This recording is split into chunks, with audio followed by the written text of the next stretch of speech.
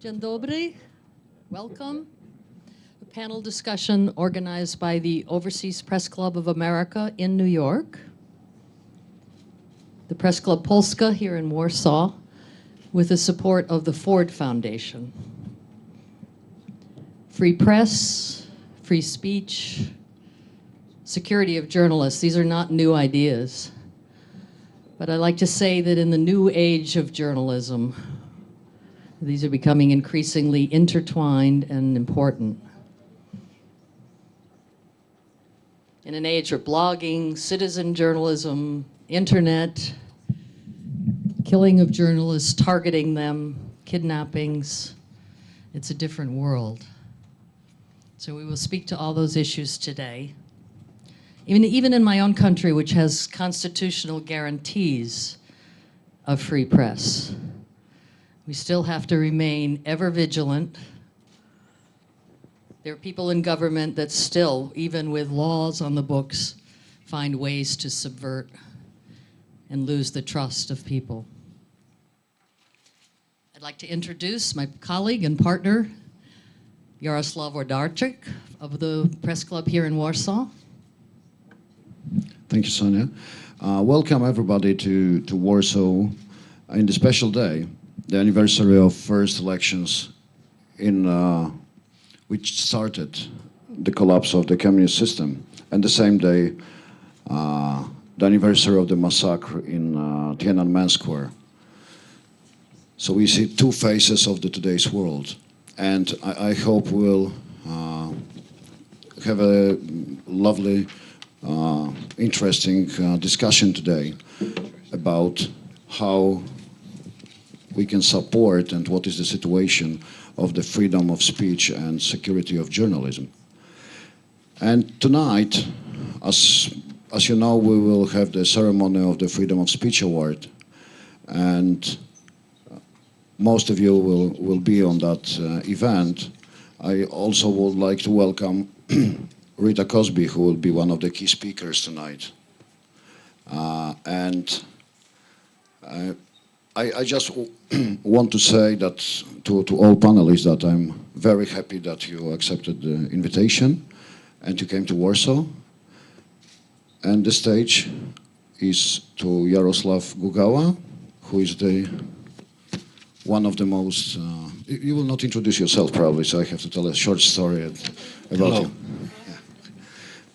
Friend of mine, chief of one of the television stations in news television station in Poland, with the experience in diplomacy as well, and also a singer and leader of one of the bands, and extremely professional and experienced journalist. So probably one of the best journalists in Poland who could make this panel.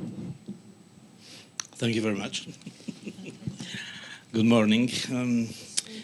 It is indeed a pleasure to welcome you to this panel discussion on free speech, free press, and security. Today we are celebrating here in Poland the 24th anniversary of the first free election in Poland after 5 years of Nazi and Soviet occupation and 45 years of communism in this country. In this building, in the unhappy period of communism, in the opposite side of this building, it was the central office of censorship, the Polish censorship. Now in this building we can speak, we can discuss on the freedom of speech, the free press and security of journalists. I want to present our colleagues. First, Lucie Morillo. Lucie is head of Reporters Without Borders, advocate department, and new media specialist. Kasia Madera, British journalist and television news presenter on the BBC News. Gawronski, Italian journalist and politician, ex-correspondent for RAI TV from New York, Paris, Moscow and Warsaw, former member of European Parliament and also Italian senator. And Andrew Nagorski, who spent more than 30 years as a foreign correspondent and editor for Newsweek, now director of public policy for an international think tank, the EastWest Institute. I'm a Polish journalist. I started with in the Polish public TV, and now from 10 years I work for the private Polsat TV. I'm television news presenter also. First, everyone have 5 minutes to present the opinion on the situation in the world, on the freedom of speech in this world, in this also in the time of internet. Is Warsaw better, Lucie? Can you hear me? Yeah. Well, thank you again for the invitation. It's great to be here today. First of all, I just would like to say that why freedom of information is so important. For us, talking today about security of journalists is making sure that the journalists are able to do their work in the best circumstances. And it's just not about defending journalists, it's about defending everyone's right to be informed. That's why when we're talking about security of journalists, it has a good repercussion for entire society. We tend to say that freedom of information is the first freedom, that it's the freedom that allows the other freedoms to exist.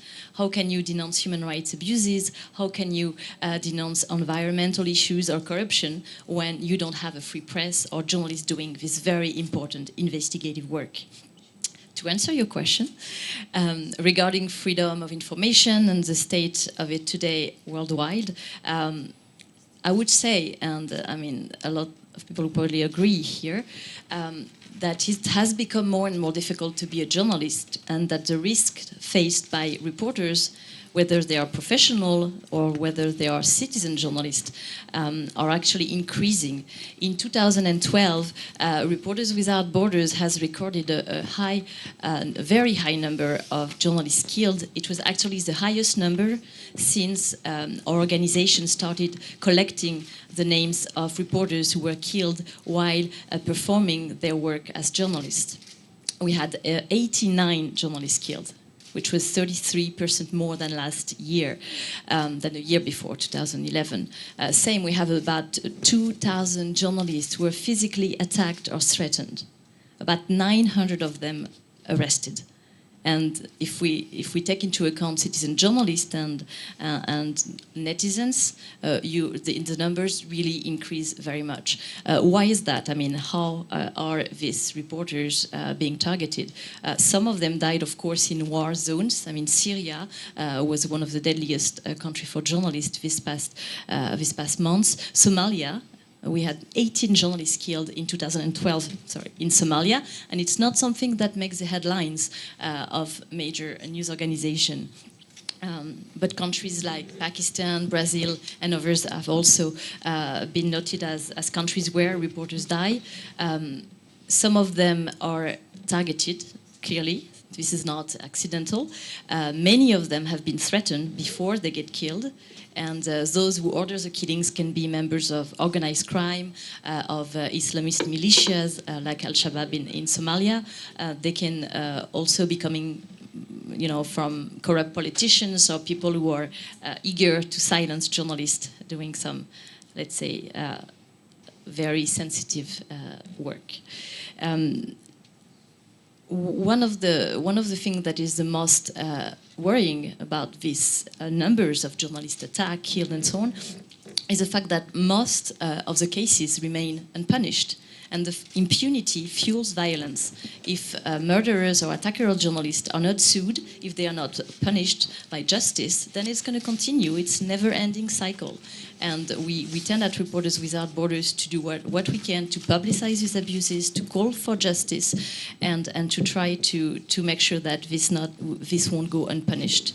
And another trend is indeed the fact that journalists working on the internet, citizen journalists, and so on, have been more targeted, also because there are more of them.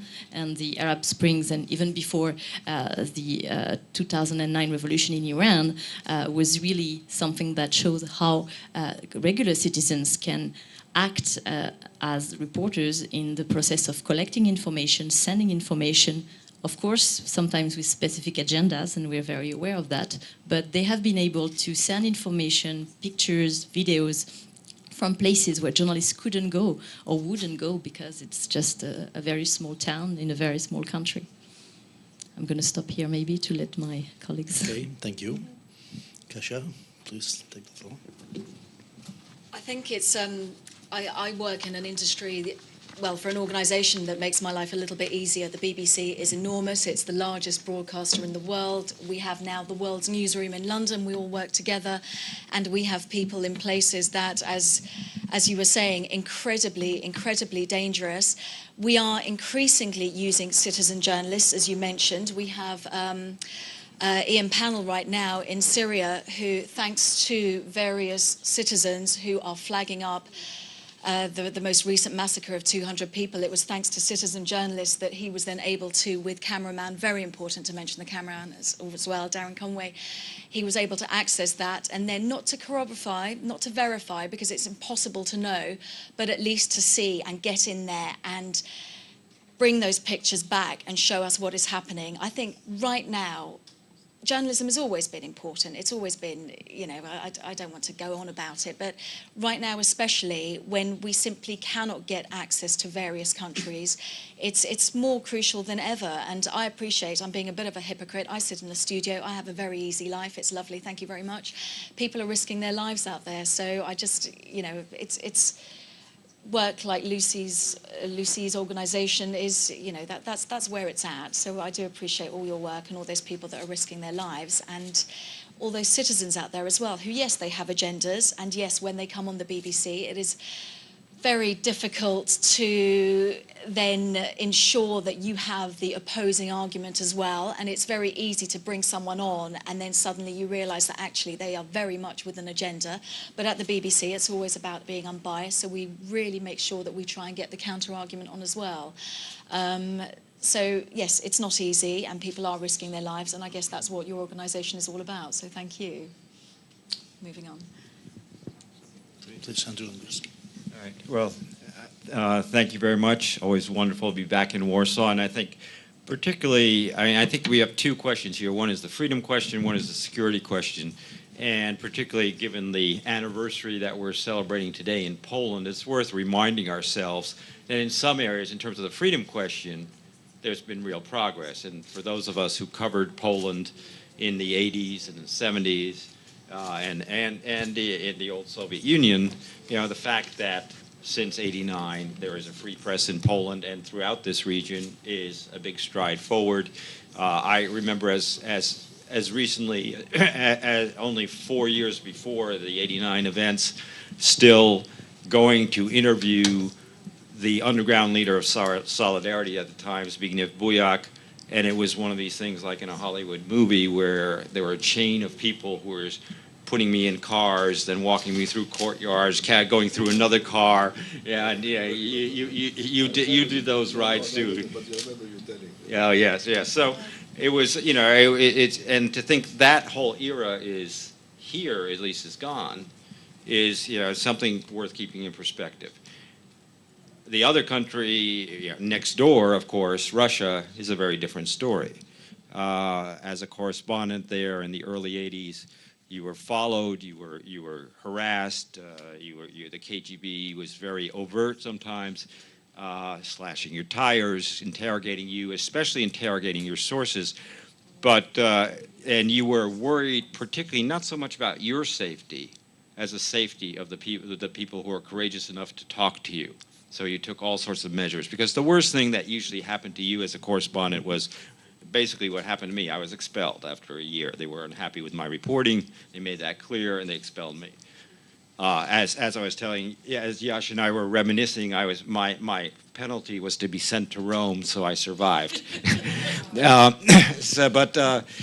But there was, yeah, and Russia after the collapse of the Soviet Union, you know, enjoyed a period where suddenly it was opening up, where there was a lively media, and I think it's worth remembering, for all the backsliding, it's still a livelier media, and the new media is still alive in Russia, despite all the clear censorship and intimidation.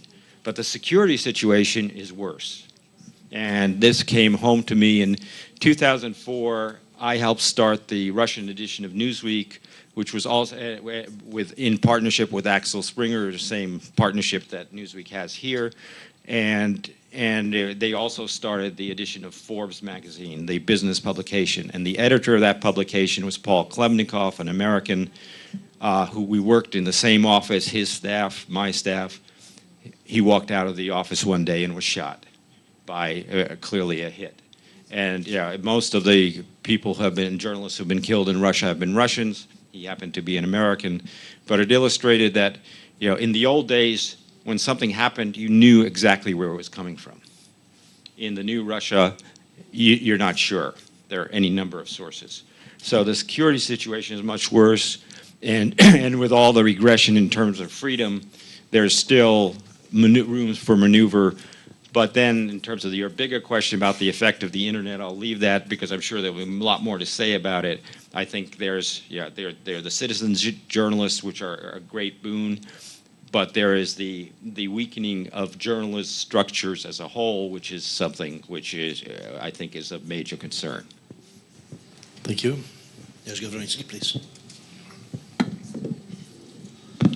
Well, if I can link to what you said, there is a case which is very sad in this very period. In Italy, there is a journalist who has been, I don't know, he has been kidnapped, he has disappeared in Syria since 1 month, and I mean, it doesn't happen often that Italian journalists are in this situation, because if I can say, they're not extremely courageous as American journalists often are, and if I think about Vietnam and all those places.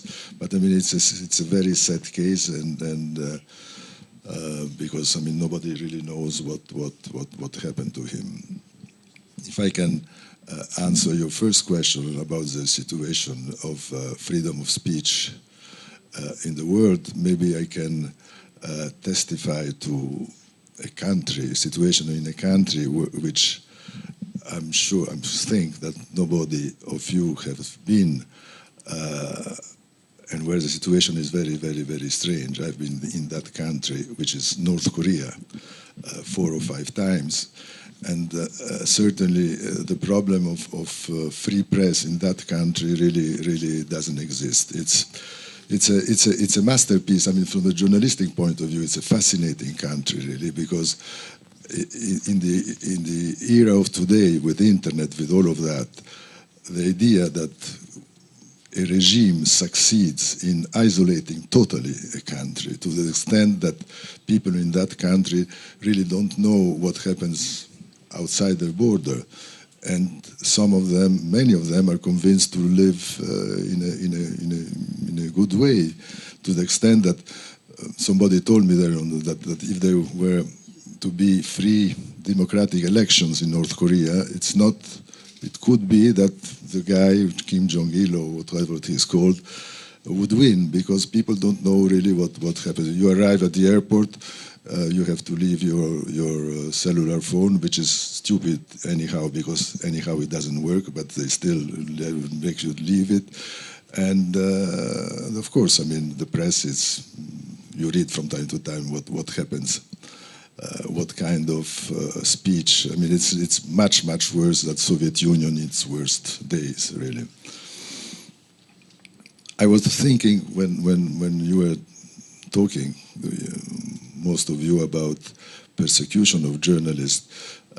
Myself, or many of us, have been in difficult situations. I was lucky never to risk more, not to risk much. The only situation where I thought that I had some risk really was in Haiti at the time of Papadoc, of the old Duvalier, where there was an army of not official army, the Tonton Macoute, that it was called, which were free to do whatever they wanted, and people disappeared as very easily. It's true what Andrew said about working in difficult situations, like the ex-communist countries, that our worries were mostly directed towards the people, because we journalists didn't risk anything at all. As Andrew said, the most was to be sent off to Rome. And it was really, in a way, it was unpleasant. It was awkward to live with people who risk really a lot and being sure ourselves not to risk at all. I remember we had one story together when we were both in Moscow. I went to Vilnius, I don't know if you remember. I went to Vilnius and was looking for the situation there in Litva, and Andrew gave me the name of the wife of a dissident who was in prison. And I, with what I thought was the most care, got in touch with her through telephone messages, public things and everything. And she gave me an appointment in the park in Vilnius. I arrived there, and the moment she arrived, 5-10 people from the secret police came and took her away.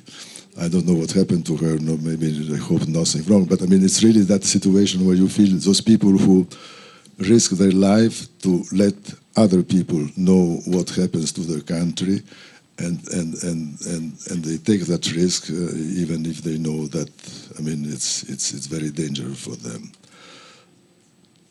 Myself, the first time I got in touch with the problem of freedom of speech, when I came to Poland for the first time in the late 50s and early 60s. And at that time, there was not much opposition in Poland. At least it wasn't organized as it was later. And I must say, I didn't find that problem of freedom of speech was really very important. At least it was important for a very small percentage of Polish people, maybe 1%, 2%, and people who were speaking, who were writing, who were artists or whatever it is. But I mean, it was the bigger problems were really how to live, food, and if there was lacking a freedom, it was a freedom of traveling, of going abroad more than what was felt. But then, of course, after with Solidarność, all of that changed, but maybe we will come back to that after. Thank you. The statistics are very bad. During the last 20 years, 887 journalists have been killed worldwide, most of them by murder, crossfire of combat, or in dangerous assignment. The 10 deadliest countries for journalists during these 2 decades was Iraq, Philippines, Russia, Colombia, Mexico, Algeria, Pakistan, India, Somalia, and Brazil. In many countries, the government does not respect the freedom of speech, and the journalists are jailed. the 10 countries with the largest number of currently imprisoned journalists are Turkey, China, Iran, Eritrea, Burma, Uzbekistan, Vietnam, Cuba, Ethiopia, and Sudan. How change the map of these countries? It's still the same area, most dangerous for journalists? Lucie.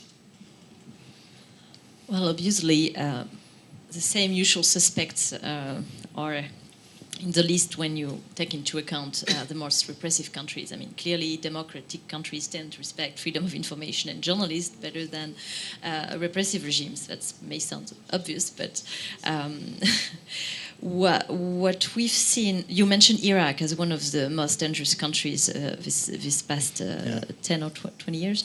And last year, there was no journalist killed in Iraq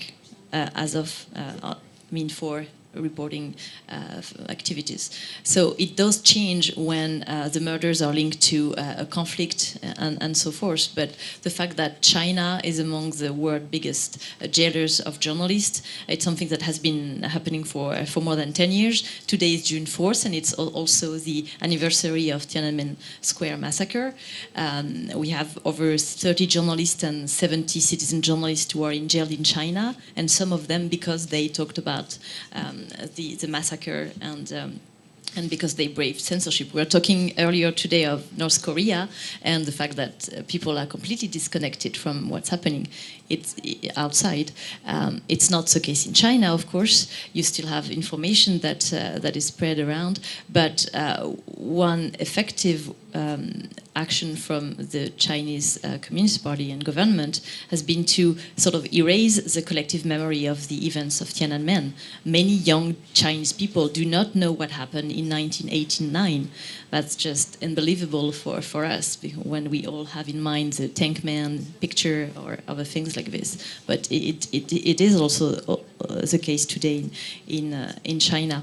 I just wanted to add one thing to what you mentioned before, the fact that local reporters are the ones who are really taking the risk. And it's true that foreign journalists, when they are abducted, when they are arrested, it does make the headlines. But again, the local reporters, they stay, their families are at risk. And the local sources is also something very important to highlight. Especially today, at the age of the internet, you still do have the traditional surveillance methods, of course, but you also have increasing online censorship and online surveillance. That is often done, by the way, with the help of material bought from Western companies. And these new technologies make it really difficult also for journalists to exchange with their sources. And at Reporters Without Borders, we've been really developing an online survival kit, because we believe journalists should also learn to encrypt their data, to encrypt their communications when they talk with their sources. It's really easy today to intercept an email, and it can put people at risk. So the online security is also a very important part in Cuba of now, security. The access to internet, 1 hour costs 30% of the salary, not normal salary. $6 to $7. Yeah. This is very, very good also example of the discrimination and problems with the free speech. If I can just add to that, I mean, your Cuba example, it was exactly Romania in the 80s. You would make a long-distance phone call, and it was the most expensive place to call from, and it would start at, like, I forget, $12 a minute for the first minute, and then by the fifth minute it was $50 a minute. It was just it's absurd. It seems these regimes, that the way they operate. But on the issue of where things are happening, I think there's also a difference that I just sort of in my journalistic career that I detected, that when the few times, again, I was not a combat reporter for the most part. I was usually not dealing with that sort of situation, very rarely. But you had ingrained that if you were in a situation where, say, an army and a civilian population were gearing up for a confrontation, and you knew there was going to be violence. This, for instance, when South Korea was still a dictatorship, I was there, and we were all watching a siege of a city which the students had overtaken, and that you knew the army was going to come in. The international journalists we'd have to navigate our way in and out because there was no internet, no phone service, everything was cut off. But you put big posters in your windows said press. And you had the feeling that both sides, on balance, would prefer not to attack you. They even if they didn't like what you were doing, and especially from the military authorities, they did not want to be seen as attacking the press. That is a major difference now, I think. And people who and with kidnappings now also, of course, it's the local journalists and their families are most at risk. But foreign journalists also, once they are kidnapped, I remember a good friend of mine was Terry Anderson of the Associated Press, who was kidnapped in Beirut in the 1980s. 6 years he was held, but he survived. It's hard to imagine today a foreign journalist who would be abducted for 6 years by a terrorist group and survive. In Poland, we remember our colleague Waldek Milewicz, who was killed in Iraq in a car with a plaque with press, and it was like I don't know, a sign of the target for terrorists. It's changing the whole. The world, it's changing, and what we saw in Woolwich in South London, especially, was something that, it just was beyond comprehension. Whereas a 25-year-old soldier had come back from a tour in Afghanistan and then got, pretty much beheaded by a guy who was claiming it was in the name of a religion, and what he then did was called out to people to film him. And I think that's, again, this kind of changing pattern that anybody can be a journalist. And one of the challenges that we have at the BBC, you spoke of places like Burma. We have somebody working in Burma for about a year now, training journalists there to, not that we're do things brilliantly always. We do get it wrong at the BBC. You've heard it here first, breaking news. We got a journalist into North Korea, and we got into an awful lot of problems for that, for allegedly using students as cover. Brushing that aside, but we do get it wrong. But we do try to engage with the local community. So we have somebody out in Burma who is teaching the local TV station to just broadcast on both sides for the first time, that they can actually question the regime there. And that's something that, it's not just what we are broadcasting. You mentioned again that some things don't make the news. So much happens, lots don't make the, it's inevitable. And this is stuff that we do behind the scenes to get into communities, to teach journalists. We are increasingly using local people, so that we're not just flying in a big-named guest, a big-named celebrity anchor. In they go, something's happened, without local knowledge. We are using the local stringers that we've been using for many, many years, and we are using them so that when a big story happens, we use them. We don't just rely on the big name. Obviously, again, it does happen. We're not perfect. We do get things wrong, but we're increasingly trying. And we're increasingly, again, this whole question, again, once again, citizen journalism, as we saw in Woolwich, it was just the most horrific video footage, and yet we all used it. We were using it, ITN were using it, and there it was, this guy that was using this as a publicity stunt, this heinous, heinous crime, and it was a publicity stunt. There's no longer a black and white. It's not, there's no longer a iron curtain. We don't have, it's just very blurred currently, and that's, again, what journalists need to learn. It's not about taking sides, it's about reporting what is happening and just being as truthful as you can. Yes, Gawronski. Well, I don't want to be, how can I say, provocative, but what you said made me think about really to what extent freedom of speech, freedom of word is an absolute value, an absolute right, an absolute, to what extent there might be cases in which that right can or should be limited. Why I'm talking about that? Because linked to this episode of the soldier who was killed so brutally, I remember reading a declaration from Theresa May, who is Vice Minister, I think, was the Interior in Britain, and she said that we should make it impossible to people who are extremists, who are, she didn't mention it, but she was thinking about Islamic extremists, make it impossible to go on radio and television and say what they think. I mean, and spread violence and hate and everything. So I think it could be an interesting point to debate here, this point. I mean, to what extent, if and when sometimes freedom of speech could or should be limited. Well, again, I think Newsnight got into trouble for inviting Anjem Choudhury onto the programme, who has very strong views, and freedom of expression, freedom of speech, he was allowed on, and then Theresa May, yes, was very displeased with the BBC. So again, it's what do you do, what's right? It's not a clear area.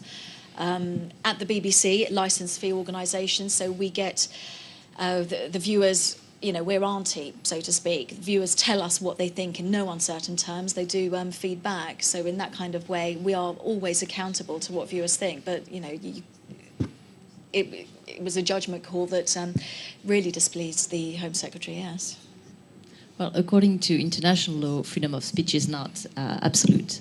If you look at Article 19 of the UN Declaration of Human Rights, you have exceptions for a call for hatred, call for racial hatred, murder, and so on. So it's not absolute. But I mean, obviously, what is difficult is indeed to take these exceptions into account. But also at Reporters Without Borders, we're also very careful that countries who want to control information do not use these exceptions to justify censorship. You know, when you talk about national security, it's a very, very vague definition, and sometimes it can be justified, and sometimes it's just a great excuse to crack down on dissent. The declaration provides for freedom of expression in Article 11, which states that the free communication of ideas and opinions is one of the most precious of the rights of man. Every citizen may speak, write, and print with freedom, but shall be responsible for such abuses of this freedom as shall be defined by law. Maybe this is something very dangerous. Everything can be defined by law, like something that you cannot do. That's an excuse we hear a lot in Vietnam, for example, where you had bloggers sentenced to years in jail, or Iran, where they're going to tell you, well, they violated the law, they are just endangering national stability or prompting revolutions, whatever. This is in accordance with the local laws, but again, these laws are in contradiction with international standards of human rights. So I think the standard should be these international laws, and the local laws that do not respect those standards, we do not consider them as legitimate. But this is a problem, as Sonia mentioned, even in free societies in certain situations, and we're experiencing in the United States, any government in power begins to expand its power and begins to see the media as the enemy. And so we have a couple of very loud cases right now with the Associated Press and with James Rosen of Fox News, where the government has undertook surveillance allegedly to stop leaks, which governments have a right to try to prevent its people from leaking. But does that then give them a right to take the phone records, the emails, and just go on a fishing expedition and basically track everything a journalist does? And here, the new technology, is a great tool in the hand of journalists, it can be a very dangerous tool in the hands of even free governments, much less governments that want to use it just to intimidate and stop any form of opposition. 20 years ago, the world was divided, I think, in two parts. Maybe the East and the West. But still, there is another division between the North and the South. How do you think about these divisions now? It's more North and South or East and West? Lucie. Wow, that's a tough question. It's difficult to to actually summarize the situation like this. I don't know, if you look at Reporters Without Borders annual index that we publish, of course in the let's say 50 countries that are at the bottom of our index, you will find many countries that may not be considered from the north. But at the same time, you have countries from the south who are in the top 50 countries. So I would say what we've seen these past years is repressive regime continuing and increasing control of information, but also more and more democratic countries that are using methods that are dangerous for freedom of information. And I think there's not a clear divide now. I think freedom of information is at different level, of course, endangered in many countries from the north, from the south. I don't see a clear cut. Well, it's also not just regimes, it's within countries. I mean, Mexico, it's not that the regime itself is repressive necessarily, and corruption and so forth, but there are so many sources of dangers for a journalist going in there, especially for local journalists, and that's why the death rate is so high. And I found, the few times I'm in a situation where there is no clear line of authority. I was once in a village in Ghana where someone just decided I was dangerous, and they just, sort of took me away and threw away the key, and I thought nobody knows I'm here, in those days, and and I happened then to find a police sergeant who was reasonable. But it's those situations where you have gangs, or whether mafia type gangs, whether further east or in places like Mexico. That's a whole different level of danger that is not necessarily, it's connected often to corrupt regimes, but it's not necessarily divided. It's not the traditional vertical of power, as they say in Russia. Well, I think, the division you were talking about 20 years ago was obviously a political division. Today, there is certainly no political division. Well, there are fights, there are quarrels, but there is no division between East and West in Europe. And even North-South, it's more it's not a political division, it's just economy. It's just that countries maybe it's even slightly political because of the countries in the North are maybe better run or more democratic, if you want. But it's a different situation. But I just want to, it's not really very in the topic of what we are discussing, but just quote what Pope John II told me about the two parts of Europe, because I asked him, in this unification of the two parts of Europe, East and West, who would gain more, the East or the West? And he said the West would gain much more because the East, meaning Poland and all the countries around Poland, but he meant especially Poland, through communism, through the difficult times it suffered, has gained strength in character, in being able to cope with difficulties, so it has much more to exports towards the West than the West towards the East. How do you think about the situation in China, the country with more than a billion people? China is now a democratic country. The situation is better than 2 years ago, or still very dangerous for journalists and a country which does not respect the principle of the free speech? Well, in China, we don't record a lot of killings of journalists. It's mostly jailing of journalists, being arrested, the level of censorship. On one hand, it's top offenders in terms of attacking or jailing journalists, but on the other hand, there's a lot of information that is actually circulating despite the censorship in China. The role of the microblogging has been tremendous. The censors are trying to catch back, and they have this great firewall of China, where they invested billions of dollars to have the best filters to try to control the information.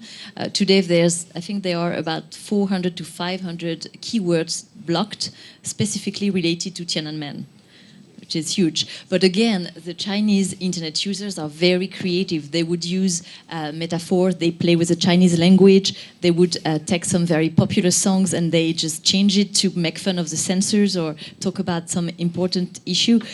Just two concrete examples. When Liu Xiaobo got the Nobel Peace Prize, the level of censorship was such on the internet in China that an information about Liu Xiaobo on social networks would stay in average about 1 minute online before it was deleted. At the top, I mean, at the time it was really a top priority for the Chinese censors. But there are many information that are spreading, denouncing, for instance, some environmental issues, corruption, local corruption. And sometimes you see the authorities actually taking steps to address this issue when the internet users are really pushing for it. So, you know, you have on one hand this new directive that were just issued a few days ago that forbid even journalism schools from talking about human rights and the errors made by the Communist Party. And on the other hand, you have a debate that is happening online, and that is giving us reasons to hope. I was just in China actually 2 weeks ago for a few days, and I was talking to some students from an international college where most of the students were Chinese.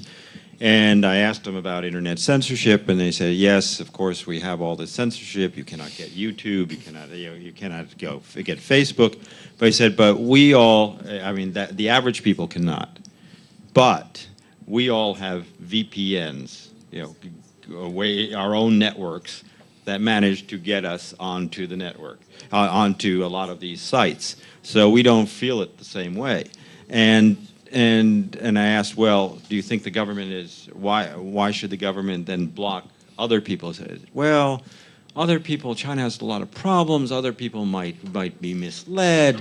You can see the official propaganda, how it still works, even the people who sort of work their way around the propaganda, a little bit like in Poland and the old Soviet Union. Some people who had very privileged positions within the society would routinely get the things that were forbidden for the masses, but they said, okay, it's okay for us to get it. So there is that. I mean, China has been successful. China is definitely, they looked at what happened in the Soviet Union, and they said, we do not want a political collapse. We do not want anything like this. So we're going to try to control the politics, make sure it remains a one-party state, although even that's debatable with the different fiefdoms.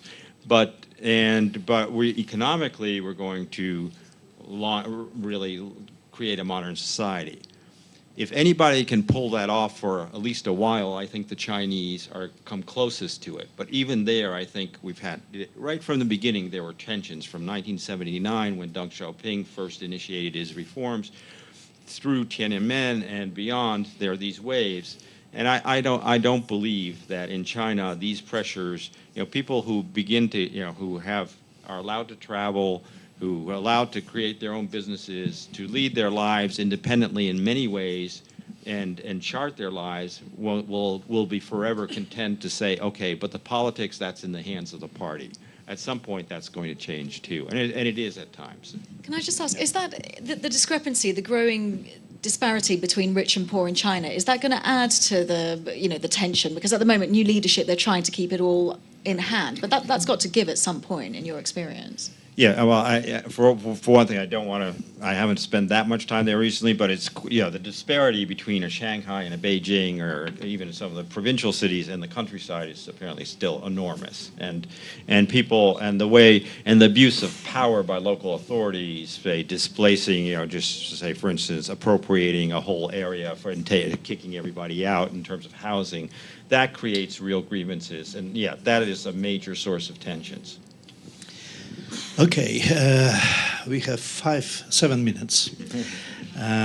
So the last question, the last but not least, I think, what can we do to strengthen the free speech, free press, and security of journalists around the world? Lucie. Okay. Well, there's a lot to do, indeed. I can tell you what RSF does and what else can be done. We do a lot of advocacy work. I think what is really important in terms of security, targeting of journalists, is to make sure that it is known, that there's a public attention, that people who are in jail are not forgotten, because for them it's a second sanction. We try to obtain the release of journalists, to bring to justice people who kill journalists, and we continue to do it either by press releases, by opinions pieces that we publish in media outlets, or by communications campaigns that can be sometimes quite controversial. We also do a lot of assistance. Recently we've helped some media outlets in Mexico or Honduras for security equipment they couldn't afford, so we helped pay for camera surveillance. This may sound not that much, but I mean it can help. We have also helped some reporters who contacted us asking for protection. We've been able to discuss with authorities of countries who are not cracking down directly themselves on journalists, and who did in Honduras recently. A journalist obtained this protection because we supported her. We also do give physical training. About 90 journalists were trained in Pakistan last year in the tribal areas, which is one of the world's most dangerous zone for journalists. We do also training for journalists who are going to cover election again in hostile environments, and more online security training that I mentioned before. As of resources you can get on our website, we have a handbook for journalists that gives really common sense explanation, advices. We also refer to BBC security guidelines. A very important thing as well is the insurance. We do provide freelance reporters or reporters from around the world with very cheap insurance. So people who usually cannot afford this type of insurance are covered. We have basically helped 400 journalists since 2002, and this can be, it's a sort of health insurance plus you can have also life insurance that starts at a very low price. It's a little over €2 a day. Of course, if you go to Syria, it's going to be more expensive, but it's still reasonable. And we lend also flak jackets and helmets to people who are going into war zones. We give advice. The journalists who contact us when they're about to go or when they're back from dangerous areas, we also give them some psychological advice. We don't do it ourselves, but we tend to ask them to contact the DART Center, who does an amazing job on that. It's very important that journalists can debrief when they return, and we've noticed. I mean, I remember from the Iraq War, a few reporters telling me, "Well, that's fine. I'm okay. I'll have a good drink and I'll be fine." That's not how it works. A lot of journalists do have real psychological problems after they get back from war zones. So it's something that shall not be undermined. And we also have a hotline, which is SOS Press. that people can call 24 hours a day, seven days a week, and it allows us to take action. I mean, it depends on the exact situation, but recently we were able to help a fixer of a foreign reporter who had been arrested in Armenia. This foreign reporter called us at 1 in the morning, Paris time, but we were able to put her in touch with some people on the ground who helped get the fixer out of the situation. And I think there's what is really important, and I think it's great that we have all of you representing press clubs around the world, is that there should be more solidarity also between journalists when there's a case of impunity that is well known. If all of us can get together, support petitions, support campaigns to call for justice, it does have more effect than just one group campaigning here or there, and that's something that we should probably improve. Thank you. Andrew?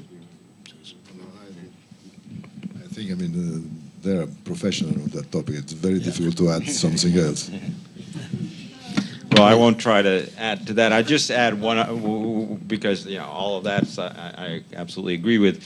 I think the other element that's really critical in the future is something that's more fundamental, is the economic model for journalism, which we are now in the United States and in so much of the world is really crumbling. And the number of jobs Yash and I and others had that no longer exist is troubling, because if you do not, it's wonderful to have citizens bloggers and so forth, but bloggers are usually, we talk about the ones who occasionally come up with that really great story. For the most part, though, it's about opinion journalism, because that's the cheapest journalism. In terms of keeping real boots on the ground, as it was, real reporting, and then having the editors to vet that reporting and to really go through the process, that's vitally important. And that traditional model is under siege right now.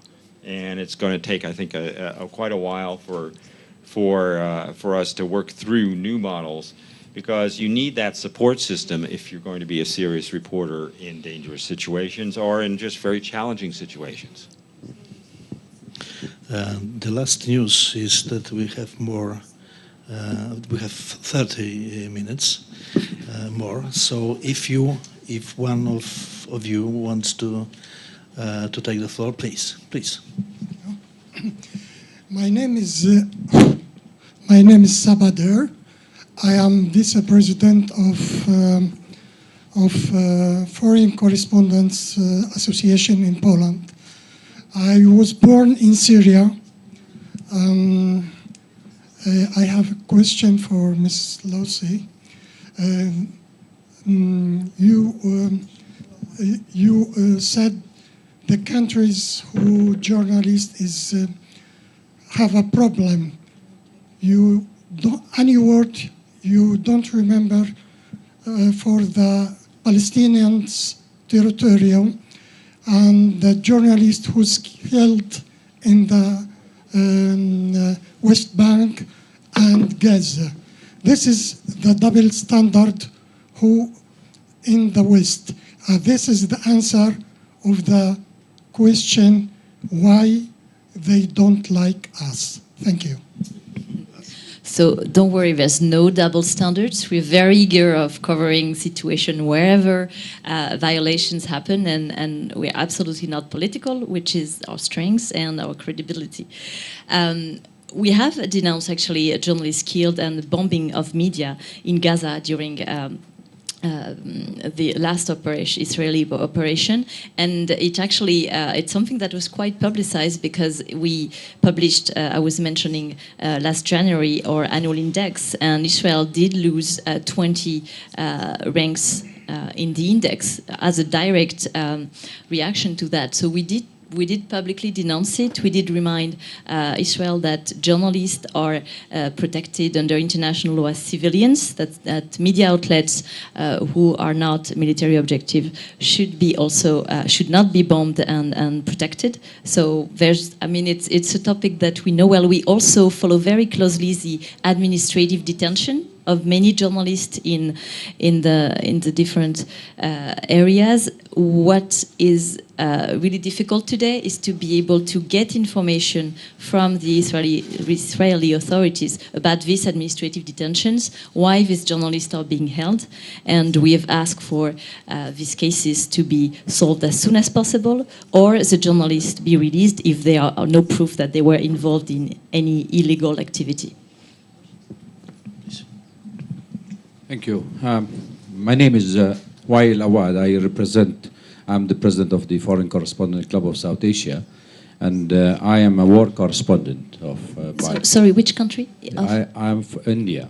Okay. And so I'm based in India, but I'm a Syrian by profession, Okay.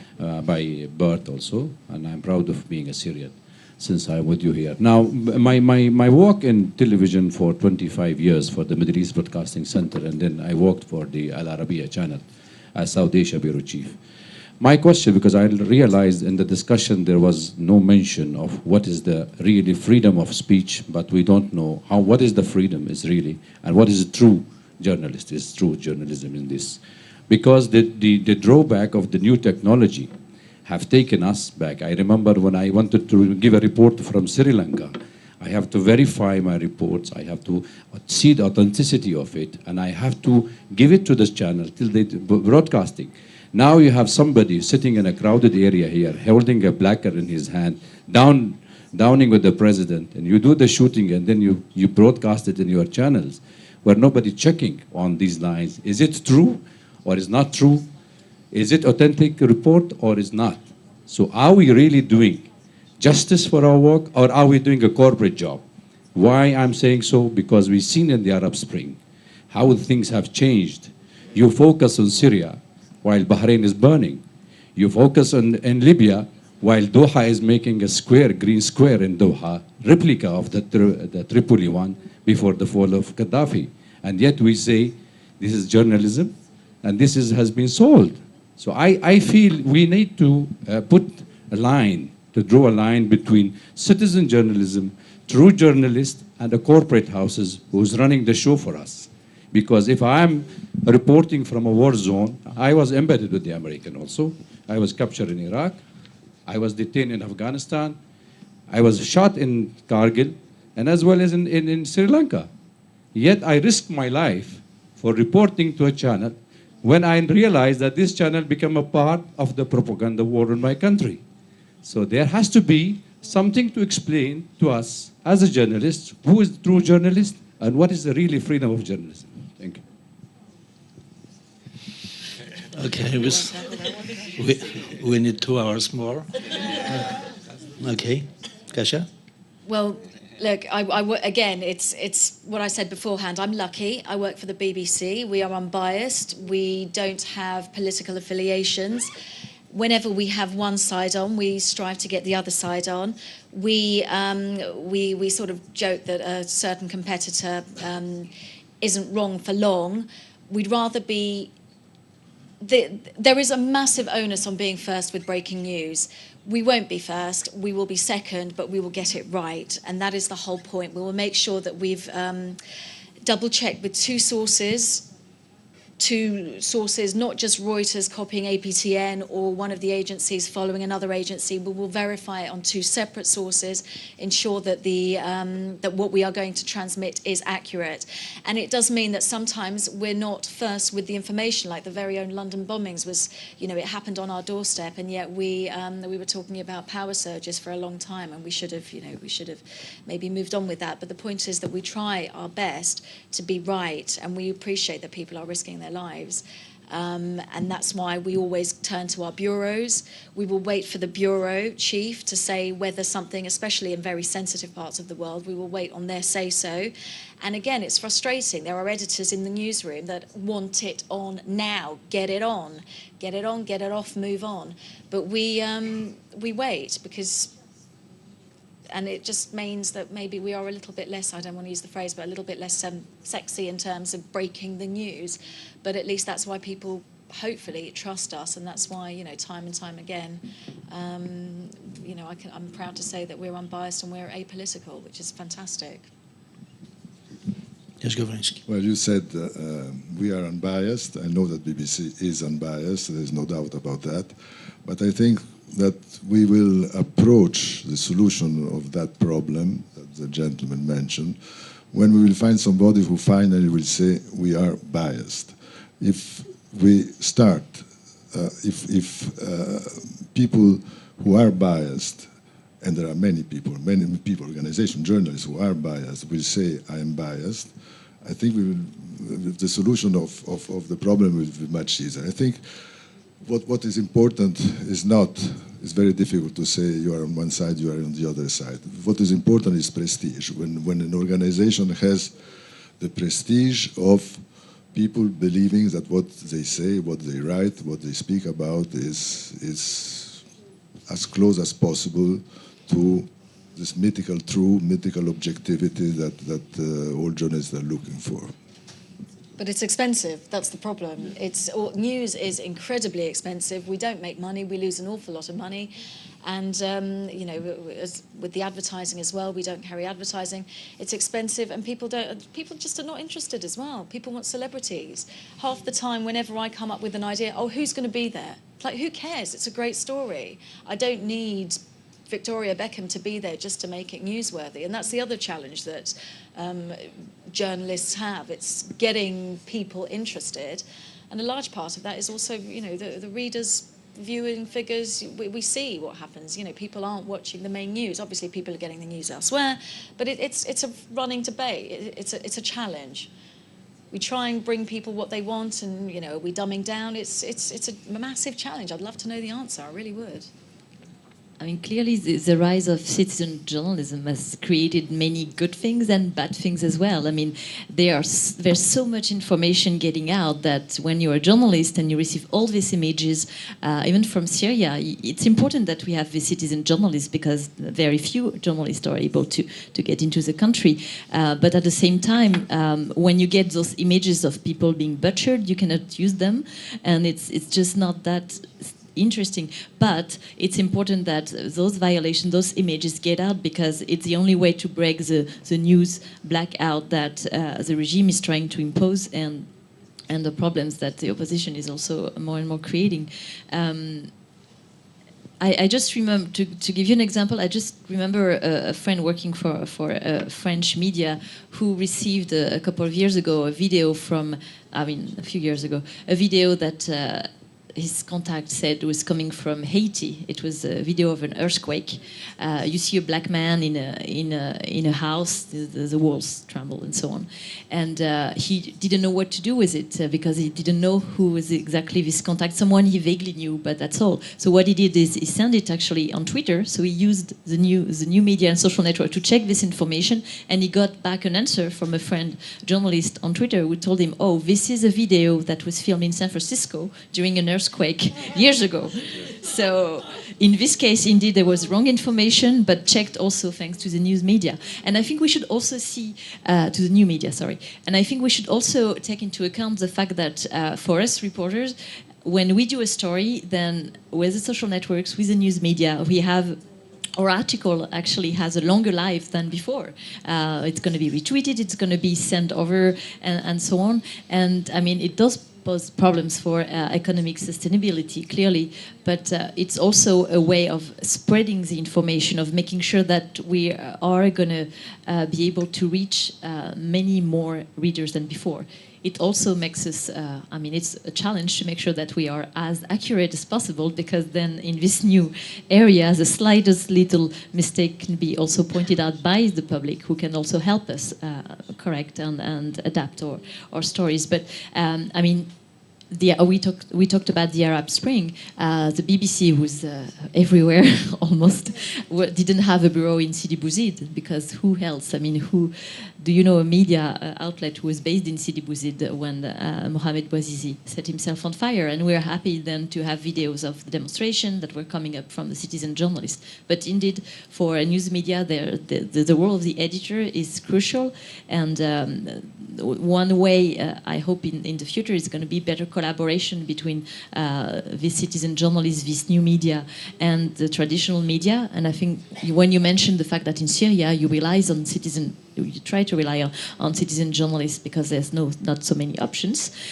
These are also citizen journalists that you get to know and that you may, I mean, if they're still in the country or alive, that you may continue to work with as much as you can set up a network of fixers. I think it can become somehow comparable.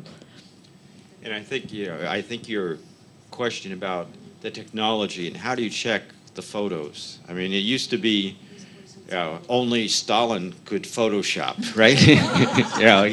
He'd have a whole crew, and then you get rid of Trotsky, you get rid of the. But now anybody can do that. So how do you control that and check it? And then how do you have the number of people who are on the ground, as you say, bureau chiefs or correspondents? One little statistic that I came across, which just floored me when I was reporting, I did a book on Americans in Germany in the 20s and 30s. And in the 1930s, in the middle of the 1930s, when the Nazis they were coming to power, that was the big story. There were 50 full-time American correspondents in Berlin, just in Berlin. And that's not mentioning the French and the Italians, the Brits. And can you imagine anywhere in the world now where there would be that many correspondents? Full-time, on staff, really going after the story. So we face a real problem here, and you can't, I think that line between citizen journalists and other journalists, because there's so many different kinds of journalists, colleagues of ours who are now no longer staff journalists, they're contract journalists, they're what we call stringers, there are all sorts of gradations. There is not the same sort of clear lines.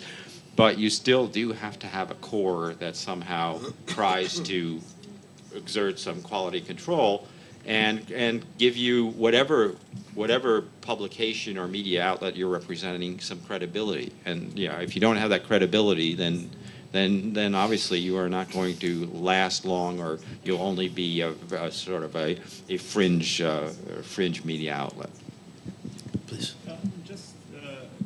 If you could go back to this economic models, especially for the print media, and reflecting a little bit on the experience of Newsweek, that this is an institution that disappeared, and they choose another model.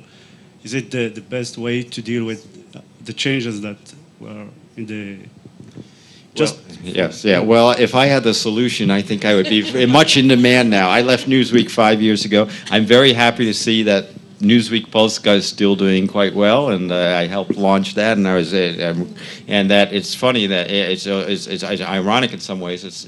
There's still several Newsweek foreign editions that are in print, but Newsweek no longer exists in America as a print publication. And there have been cycles. There were so many. Again, researching the 1930s, how many news services, big newspapers, and so forth from all sorts of places in America no longer exist, that once very powerful publications. So that there's always a reinvention here, but I think the problem here is obviously, without getting too specific, is the fragmentation of advertising. When there were only a few media outlets, they could attract them. There would be the main networks in America, the main magazines, the main newspapers. They would, if you were an advertising client, you could, you picked one network, one magazine, one newspaper, and those advertising dollars were there, which helped fund your whole news operation. Now it's so fragmented that someone can. I've talked to people in the United States who all they do is place advertising for corporations where they say, well, you want to target women between 35 and 40 with one child who likes soccer. Okay, we will give you a little bit of this website, a little bit of this newspaper, a little bit of this cable network. And none of them get very much. And without that without those advertising dollars, it's very hard to get an economic model that works. I think the Obama administration had targeted their future electorate so well. They really managed to get that one person with the child, with the dog, and the concerns about something or other. So that's I think that's the future. That's the model to really pinpoint. It's just changing. Everyone's, you know, it's the same way. You no longer wake up and turn the radio on. You look at your phone. That's the first thing you do, and you know, we just need to go with that. It's unfortunate, but it's the same way that you don't no longer go out with a cameraman, a sound guy, a lighting guy, and someone from makeup. It's you and a cameraman, if you're lucky, because half the time now we're all video journalists as well, and you know, the quality does it. You know, of course it's worse for the viewer, but that's the future.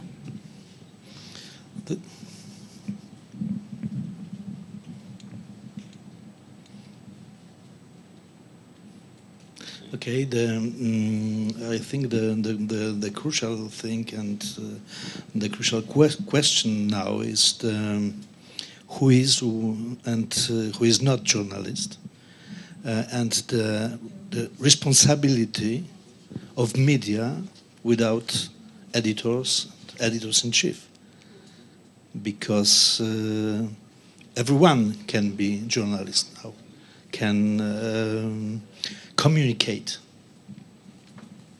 and the public is the question of the public to choose. But how to choose in this moment? This is, and maybe now the division is not between North and South or East and West, and maybe this is the division between the old democracy and the new world, without the very strange press and without the experience. This is all, maybe the world is divided now between the old rich markets and the new emerging markets, press markets. I'll just add one. There was a study in, I think, around 2004 or 2005 in the U.S. by the Poynter Institute, which is a journalistic institute, and they took one day's stories from Google News, which just aggregates stories. And there were 14,000 stories that day that Google News put through. They traced those 14,000 stories to 24 or 25 what they called news events, which means that probably there were about 24 or 25 events that were actually covered by reporters, probably mostly from major news organizations, and then everybody else was spinning, recycling, rewriting, providing opinion, but for the most part, not providing reporting. Yeah, my very crude measure is whether it's a citizen journalist or a more old establishment journalist, somebody who provides real reporting, in my book, is the first step of being a journalist. You know, actually trying to verify information, see for himself or herself, and then providing that. Simply, you can write. You know, the internet gives you often the illusion of having so much to choose from, and some of it's great, you know, being able to, you know, I can read the Polish press sitting in New York or whatever, that's great.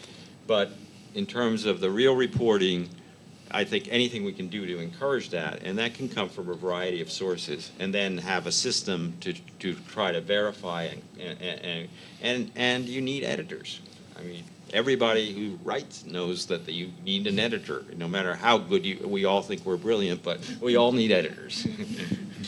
Yeah, I guess the key question is not so much to define who's a journalist, but rather what journalism is. And today you see journalists with press cards in countries like Vietnam who are just doing the official binding, who are just relaying official propaganda. That's not what we call journalism. In North Korea, the journalists work for the news agency. What they do is stories about how Kim Jong-un is great and is gonna help the peasant plant seeds in the fields to make sure that people will have enough to eat. I mean, that's one of the stories you can find on the websites.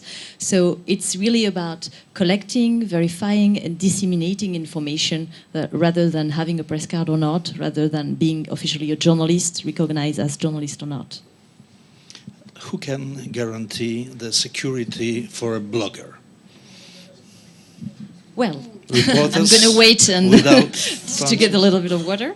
I mean, a very interesting step was taken last year when Mr. Frank Larue, which is special rapporteur for the UN on the issue of freedom of expression, published a report about online censorship, bloggers' rights, and he was advising the UN to actually recognize the rights of bloggers in terms of freedom of expression and so on. And the UN Security Council last summer actually took a decision that recognizes that bloggers, netizens do also benefit from freedom of expression rights when they write online. So today, Article 19 also covers bloggers and people who are involved in online free speech. But again, bloggers are more vulnerable because they tend to be just one person. They are not journalists with a big news organization behind. But I mean, there are so many freelancers now in a profession that anyway, it's a question of individuals not being supported by a news organization is a question that is popping up more and more often. And who can guarantee the quality of the production of a blogger?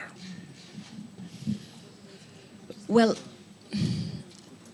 it depends what kind of bloggers you're talking about. I mean, those Reporters Without Borders deal with are not just bloggers who are going to tell us what they did last night for fun, but bloggers involved in information activity. This is a journalist without editor and editor-in-chief. Well, yeah, so freelance.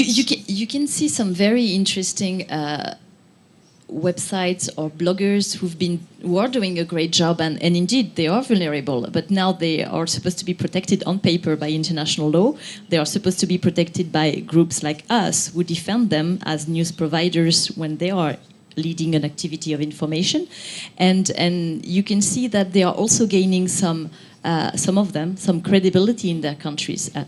A few years back in Egypt, when Wael Abbas was the one sending over on the internet this video of policemen torturing a young man, he was the only one to do it. And after this video was broadcast, the policemen were actually brought to justice and sentenced for their crimes. So, I mean, I don't think there's a category of bloggers versus journalists. I think it's news providers who are in a position of being more vulnerable when they are based in countries where it's commonplace, common knowledge to attack those who provide information. The changing landscape of journalism make it just more difficult for freelancers as well, not just bloggers. Okay, some more questions? Please. Sorry,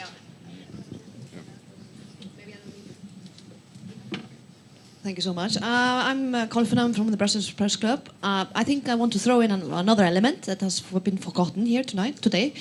And it actually is, I want to drag you back home. We are in Europe now, we are in a democratic world. It is obviously affecting, and comes on the last question that was posed, affecting independence of journalists and the free press, that is the private ownership. So the private ownership can actually control much more what the journalist is putting out there, because simply he is paying the journalist his salaries. And I think that's something that now BBC is obviously, like you say, unbiased. Nothing is unbiased though, but you know, if you promise to be as unbiased as you possibly can, then that's a promise. But the question is then, private ownership could easily just take that all away from us. Or what do you think about that? Well, the alternative of private ownership was tried in this country and in the neighboring countries for quite a while. So if you only have public ownership, then you're in trouble if you don't have the option of both. But I think there is a question. I think one of the issues that has now, there was always a tension between, say, the commercial side of a publishing operation and the editing side. And it used to be, again, when sort of this sounds very old school, but where we would be taught let's say at Newsweek or other publications, that there was basically a wall between the two. So you would not be influenced by the advertising that would be there. You would not make decisions on what stories to cover or not to cover and how you cover them. Now I think, again, because first of all, the physical barriers when you don't have hard copy, you're much more digital, the physical barriers are not quite as evident. The models, and there's much more clearly overt catering to advertising by editorial sides, editorial operations in many cases. And that is really problematic, because then if you are, I mean, these are businesses, they always had to make money and so forth, but you try to make money by the quality and the credibility of your product as overall, instead of suggesting to an advertiser that, in effect, and some publications do, you would get a favorable coverage of your company, your product, whatever it is. So that's always an issue. But I think the best protection in terms of the freedom of journalists and freedom of the press is many different kinds of ownership structures. And now, for instance, you also have some consortiums, some new websites which have been very enterprising in terms of investigative reporting and so forth. That's a new model. So there are a variety of ways of going about it. But if anyone says private ownership is the problem and government ownership isn't, that I don't see. That I cannot see that. I don't see it in those terms. Okay, thank you very much. Our time is over. Ladies and gentlemen, I would like to thank you for your participation and attention. Our program continues this afternoon and this night in the Royal Palace in Warsaw. You are invited. Thank you.